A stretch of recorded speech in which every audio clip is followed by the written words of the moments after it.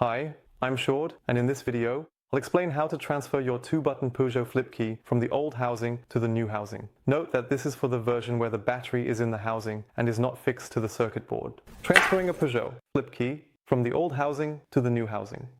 Note that this is for the version where the battery is in the housing and is not fixed to the circuit board. What do you need for this? Actually, just a wide flat screwdriver. And if you don't want to have the key blade cut, but want to transfer it instead. From old to new, you'll also need a small nail. We'll start this transfer service as follows. It usually goes quite quickly. First, we take the original key, and on the back side we see a notch here. Place a flat screwdriver in the notch, and pry the two halves apart. Now we do the same with the new housing. So, the first thing to check is the battery holder properly seated in its housing? Is it securely clamped and making contact? When this is the case, the old battery can be pried out with a little thread to then place it in the new housing. Placement plate, ply windows, position and button section. And the windows are pried out. And then this can also be placed in the new button section. And keep that in mind. There are two little tabs in this housing. Here the circuit board fits nicely in.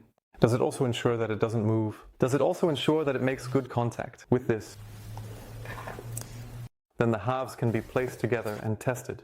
If it doesn't make good contact right away, that could also be due to the battery holder. Here, the battery holder consists of two legs.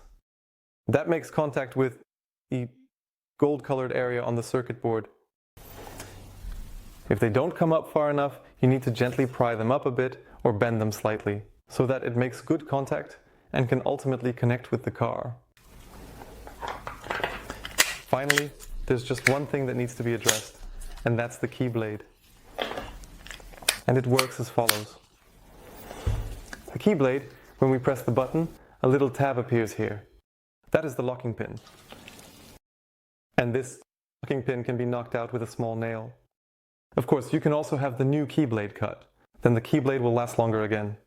But of course, there are costs associated with a locksmith. The alternative way is to knock out this locking pin with a small nail.